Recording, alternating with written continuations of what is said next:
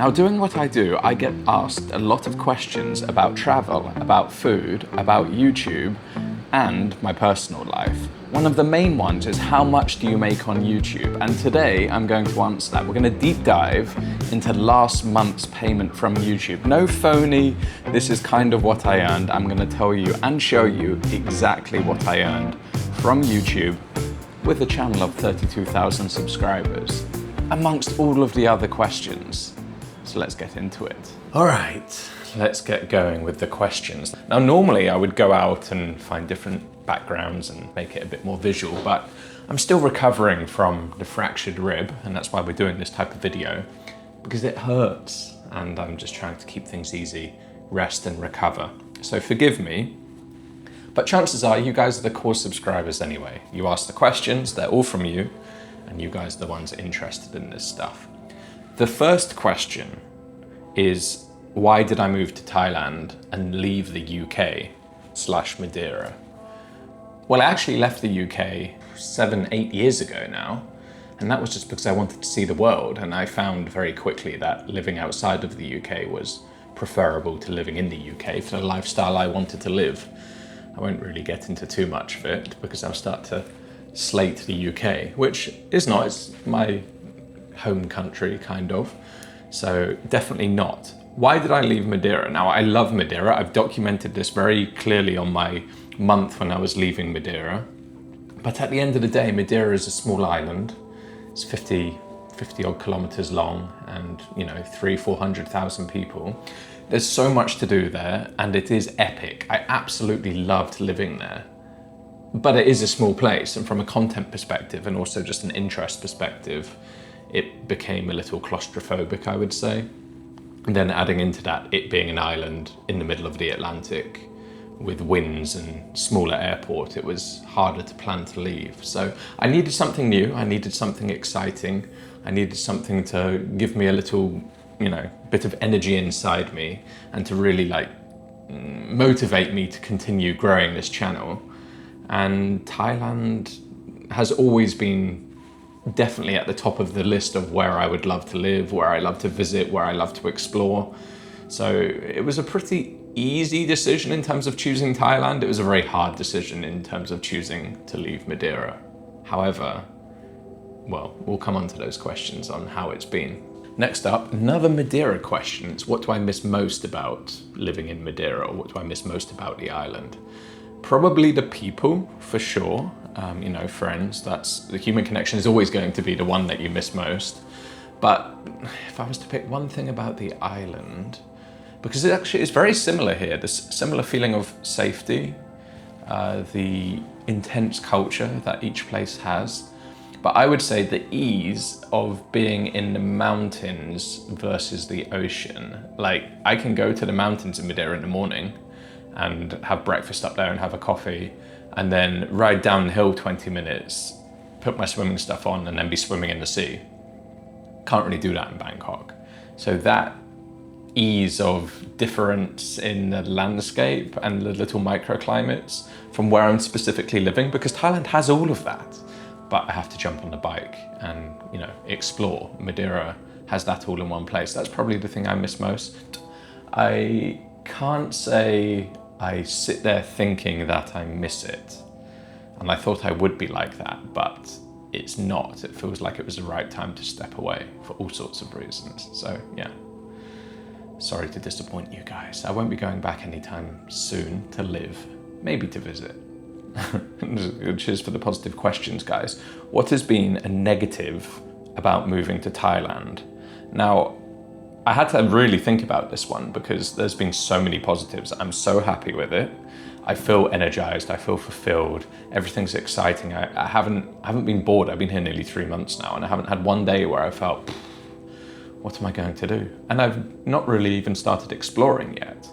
However, the one thing I have noticed is probably keeping in touch with friends and family is a little bit harder out here because of the time zone. Like now, I'm awake, they're asleep, and then later in the evening when they finish work, well, I'm asleep. So it does make it harder. The other thing is watching sport.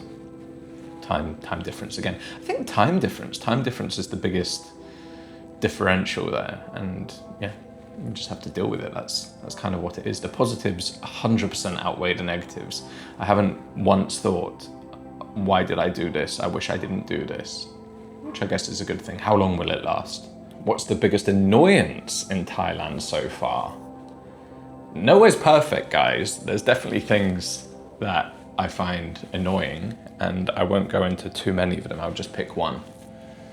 So that's probably the ATM fees, I must admit, because you earn your money and okay, you expect a little bit of a conversion fee and you lose some on the exchange rate, fine. Pulling out of an ATM, okay, if you want to do that, do it. But 350 baht, which is $10, £7-8, is crazy every time you want to take money out, and it just annoys me. I was going to use a swear word, but it just annoys me because it's just greed. It's a money grab. Like, it used to be cheaper. It used to be much cheaper, and time after time they raise it, and now they've raised it to 350 baht. It's just bonkers. All right, last one on this topic, and I can't remember who sent this, so own up in the comments. But the question inevitably was, do I have a Thai wife yet? The answer to that question could have been from my potential future Thai wife, which it wasn't, but is no.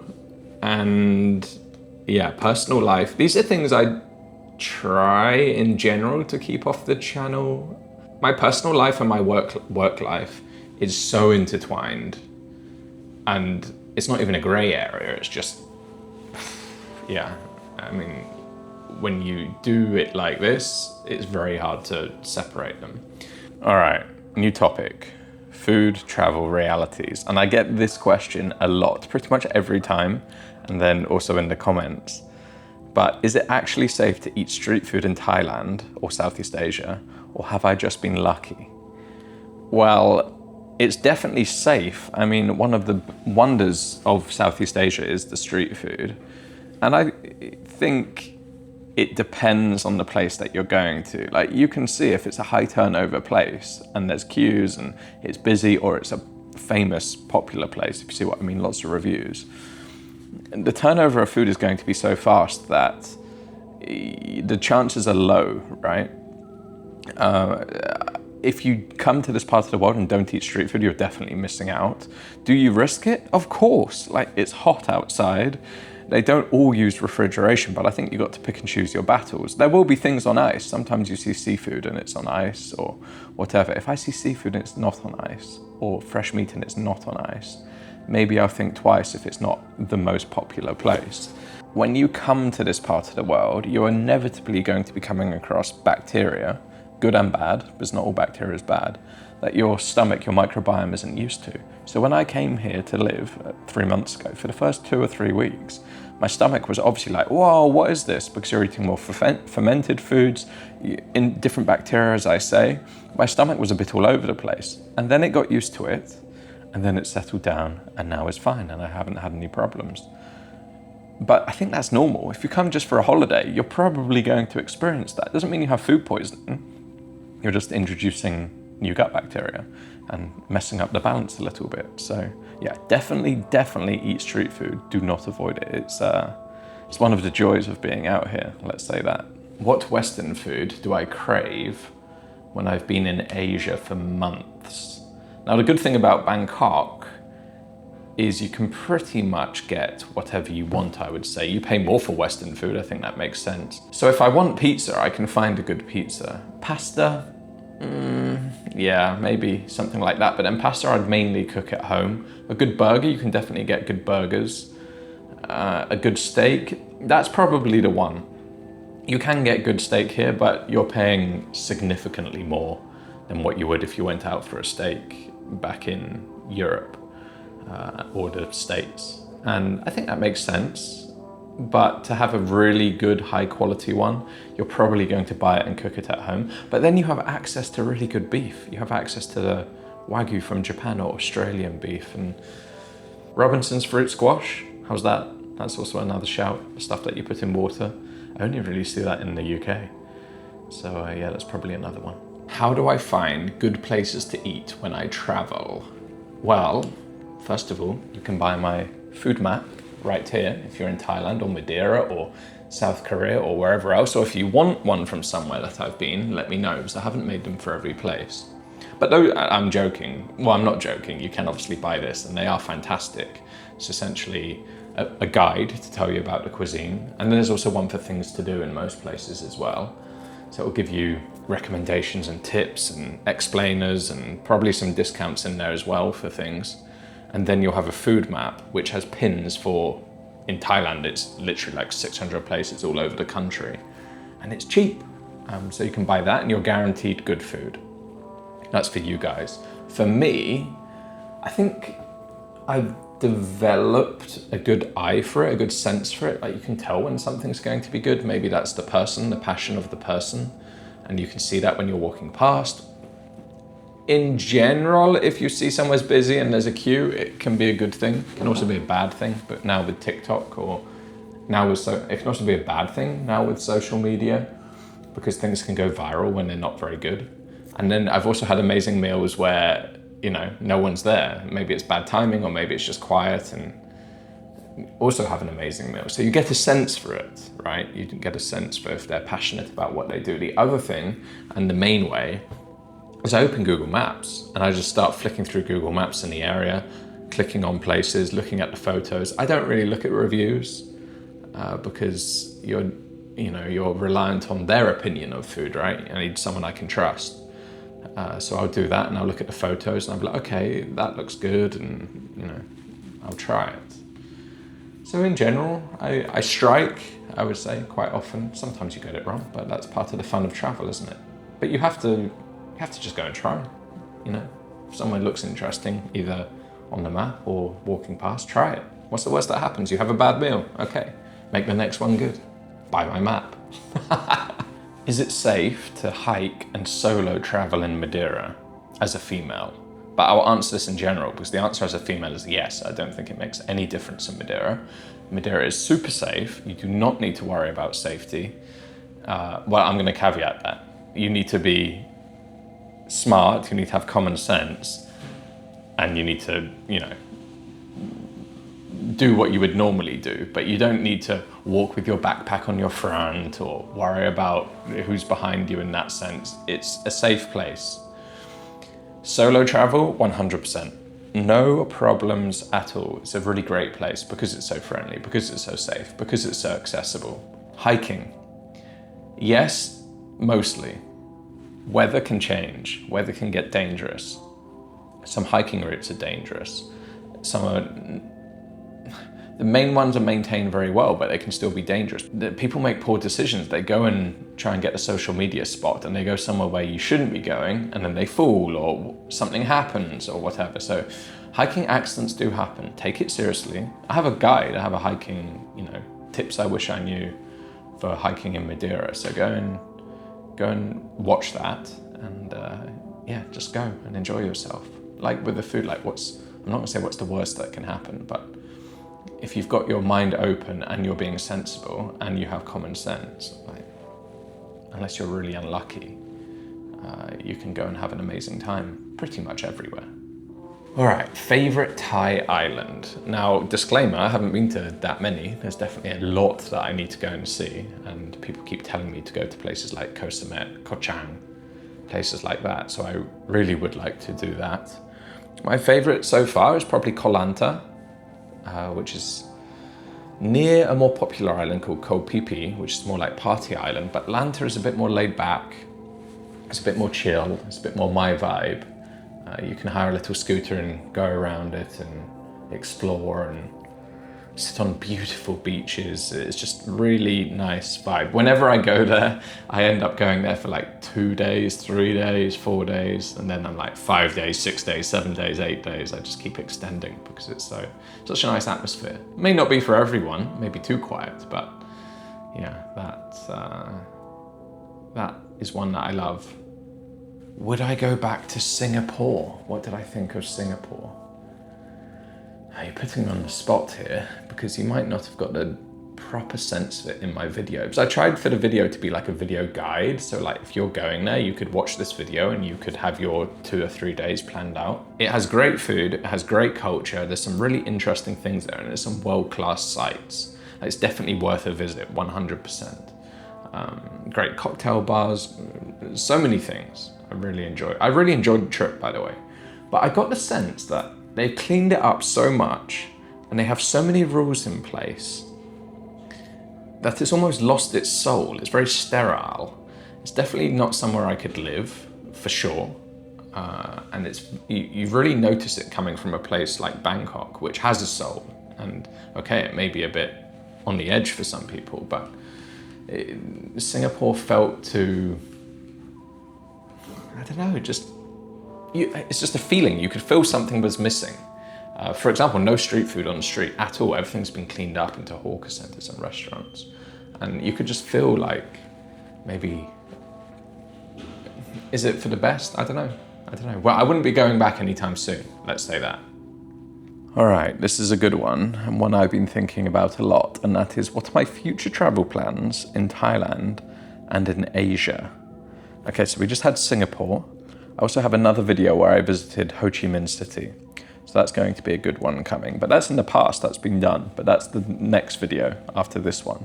I need to explore more of Bangkok, of course, and that would just be the core of the channel. But I want to explore more of Thailand. And now I have 2 ideas. So I'm just in the process of buying a motorcycle. And it's going to take some time to do up. And I'll reveal all of that in a later video. But by the time that's ready, I think the first trip, I was thinking of something crazy, but then I should do a first trip just to get used to it, I think. So I was thinking something like riding from Bangkok to Chiang Mai, 2 big hubs, but like, what's the journey along the way and the places along the way? I think that would be quite fun. The other idea I had is that Thailand has 77 provinces, including Bangkok. And I have this idea to do this crazy ride around Thailand where you visit 77 provinces in 77 days. Not as a deep dive, like you would never be able to do a deep dive of the province, but I need to think of some strategy and some thing in each province that would be fun that I can take to each one, if you see what I mean. Like maybe it's one food and one thing to do. That's not fun, but you know what I mean, thinking of a structure and then trying that as a challenge. That's probably later in the year if it's even possible to do that, who knows. But yes, there will be, the point of getting a motorcycle is road trips in Thailand and adventures in Thailand, for sure. I would like to go back to Japan, and I would like to go back to, well, I haven't been on the channel, so I would like to go to Japan for the channel. I would like to go to China, back to China, and explore more of China because that was such an amazing experience. So I definitely need to look at that. More of Vietnam. Laos, take the bike into Laos, which would be fun. You can do that from Thailand. And yeah, maybe somewhere I've not been. I haven't been to Indonesia before, but we'll see. I need to think about it, but the initial next phase is going to be some road trips in Thailand with the new motorcycle because one, I've spent a lot of money, and 2, I'm excited for that. Obviously, it goes without saying, if you would like to see anything, put it in the comments and I can consider this. If you want proper conversations about it and you want to support the channel, I have a Patreon actually, where I post exclusive content each week, and that's more for open collaboration, and when I get more people in there, we'll do live streams and we can have proper chats, and you can really help drive the channel as well. But it's just a way to support. I don't think it's a huge amount, and it's just a nice way to support the channel, and that money gets invested back into the channel, so it goes towards things like equipment and making the videos. So you are proper supporting, not just giving me money. So yeah, that's something you can do if you want to voice your opinion, let's say that, on what you want this channel to show. All right, these are the fun ones. Topic number 3, inside YouTube and the money machine. So I'm going to take a month at the end of this section. I'm going to take a month in YouTube and I'm going to show you exactly how much I earn, not just go through the, I earned a little bit of this and a little bit of that. I'm going to show you a month. So that'll be fun, won't it? So the first question in this topic is, why did I originally quit my job? So if you didn't know, I had a regular corporate job for about 10 years. I joined a grad scheme at a big British company, and I started in IT and I worked my way up, and then I went into a little bit of food, and I just remember sitting at the window. My desk was at the window, and I remember looking out, and I started very recently before then watching some travel stuff and looking out and just being like, there's more to life than this. What am I really doing here? What am I really achieving here? Is it worth it? The money is good, but is it worth it? And I thought about it for a long time, and it just grew on me. It's one of those things. I was listening to podcasts about travel. I wasn't watching YouTube at that time. I didn't watch any YouTube at that time. And it grew on me, and it grew on me, and the idea got big in my head. And you know when something's telling you constantly in your head, you just can't ignore it. And I finally decided to take that risk. And then it's a long story. That's a video in itself, but it's a long story of meandering through different ideas. And you know, the big event happened in 2020, and life changed a lot. And at the end of it, I ended up stumbling into this, and it was stumbling into this, and it started to work out full time. Actually, I'm going to roll two into one. So the first question that someone asked me was, how do I overcome filming in public? And the other one was, give me some tips for starting on YouTube. And it's kind of the same thing one of them is the same thing for answering those two questions, and it's consistency. One, consistency in posting. So I have chosen all different types of posting schedules, but the key thing is to stick with it. Even now, I don't want to be making this video, I just want to be resting. I need a video because I've committed to one video a week. So we're doing something easier, but we're still posting a video. Whether you're posting one video a week or 2 videos a week to, really grow the channel, stick to it. No excuses. You can come up with a million excuses, like going to the gym. You can always find an excuse not to do something, but you have to just be consistent. And that comes from discipline. So you really need to find that. And that actually comes a little bit from finding videos or topics that you like to make videos on. But at the end of the day, and I have loads of days where I just can't be bothered. I can't be bothered to film. I can't be bothered to edit. So you just have to find consistency. And it's a bit like the filming in public. It's exposure therapy. The way I got over filming in public, because trust me, I was definitely uncomfortable filming in public. And I was actually in Phuket Night Market. And I had to make this video, I had to make this segment, and there were hundreds, thousands of people around. It's so busy. And I just had to do it, so I just did it. After then, you realize people don't really care. People aren't really looking. They'll glance for a minute or two, maybe 30 seconds, and then they'll get on with their lives. We're not really famous or important or whatever. And if people think it's weird, who cares? Why are you letting people who are not aligned with where you want to go in your vision judge you and hold you back? So that's kind of how I view it. But 100% it's comfort through repetition. The more you do it, the more you become comfortable with it, and the more you realize you don't really care what people are looking at and what they're thinking and why they're judging. Like all the hate comments I get on my channel, don't really care about them either. How long did it take me to live entirely from YouTube income? Now, I went in all in at the start because by then I'd already left my job, I'd been traveling, I realized I wanted to continue that, and I didn't quite know how, and I had various social media ideas which had failed. It just seemed like the obvious thing to me, because I liked the travel part of it, and I just had started watching YouTube at that time, and social media, so I tried blog and other social media pages, and they didn't work, they all flopped. And then someone said to me, why don't you try this? And I decided to pick up a camera, and it kind of grew from there. But I was already all in, I was already living off savings at that point.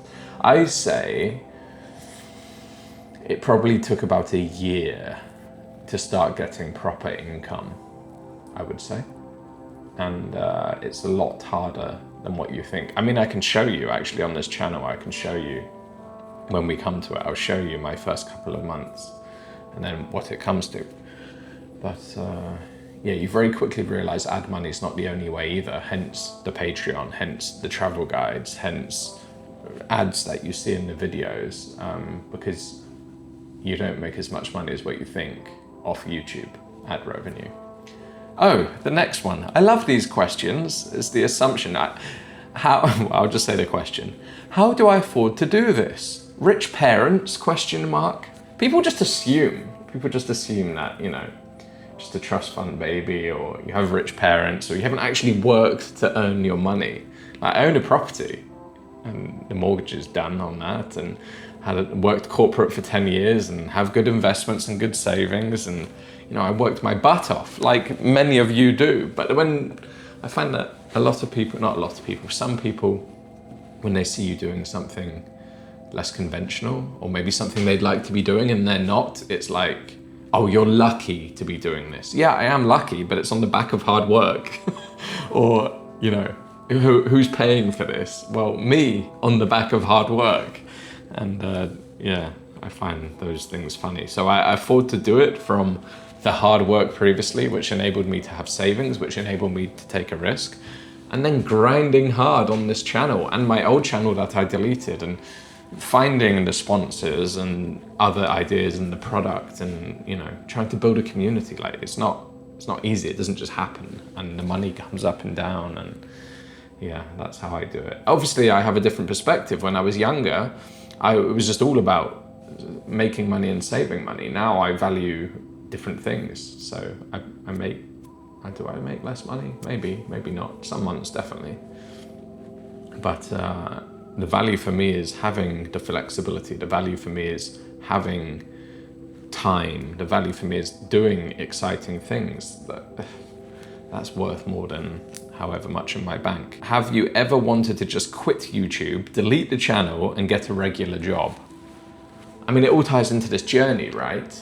And I kind of have a video explaining all of this journey. Yes is the answer, a lot, because it's so frustrating. And I found that in the corporate job, you're in control unless you have an a-hole boss.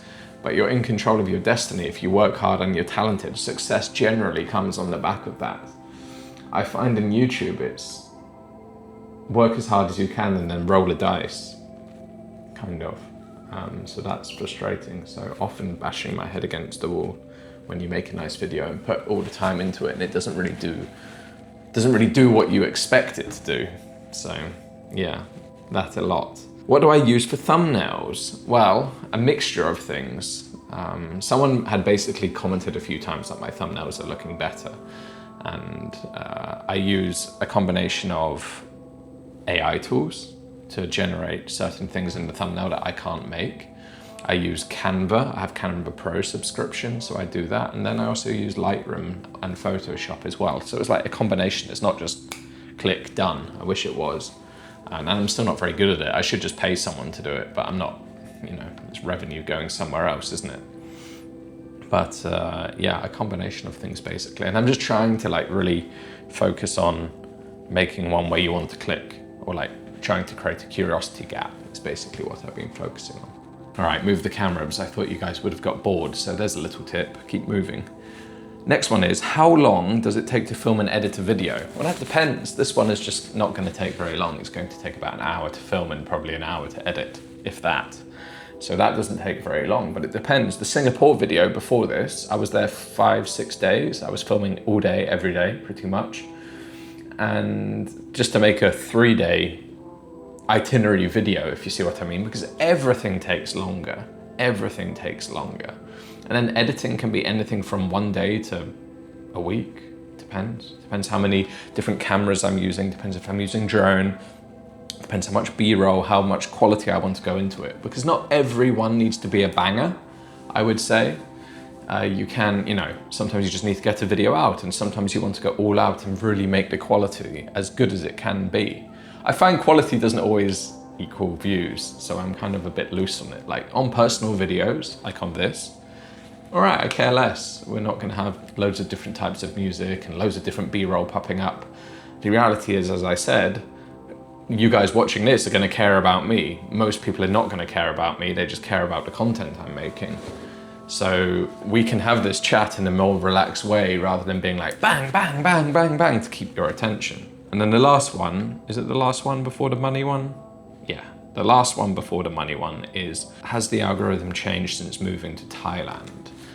A little bit. I've got more Thai views. I've got 10% of people in Thailand watching. and I do see Thai comments a little bit, but broadly I've kept the Western audience. It's definitely jumped, which is good. The views are up. I mean, Madeira is such a small niche. Portugal is such a small niche compared to Southeast Asia and Thailand, so it's definitely a benefit.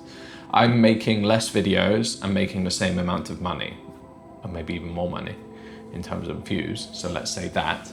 The opportunities from brands have definitely jumped, so that's good. Things are going well. It's been a good move personally, and it's been a good move for the business.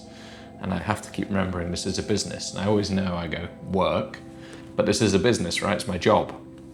And I get comments sometimes from people about, how dare you put an ad in this video? Or this is such an obvious ad. I'm like, yeah, that's why it says ad on the video.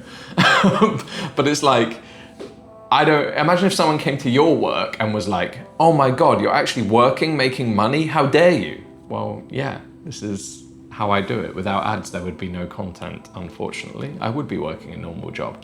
Anyway, on that topic, how much do I actually earn? So I'm gonna go to screen sharing and I'm going to talk you through it.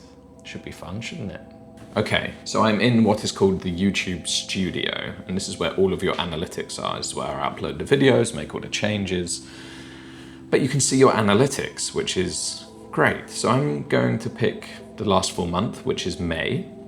And we will go back and I'll show you my first month so you can see the comparison, which is interesting. But this gives all of the stats for this month. So we have 216,000 views. It's all right. I mean, you can see the averages is kind of near the top. So typically is 184,000 to 226,000.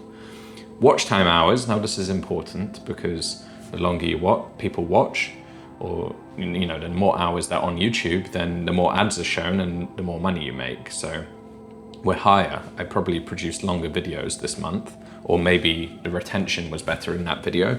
We made 1,538 subscribers, which is kind of in the middle, really, compared to normal. So the channel is growing, which is good. And then my total for the month is £1,923.44. Now this is a decent month, definitely not complaining at that. Very happy with that. The problem with YouTube is I can have this one month and next month, let's say it doesn't go so badly, I can have £1,000. So it can be up and down, up and down, up and down. There's no planning, which is why the ads come in, which is why the map sales come in, which is why the Patreon comes in and your support is all fantastic, because it kind of balances out that jumping around. If we go into revenue, you can see this month has captured 5 videos. It's just the way the month works. So you can see, well, it's obviously got a bug, so it's black. Can't actually see what it is, but I've got 5 videos in there. Some personal ones, and then the big one, you can see the jump here, is the hospital video.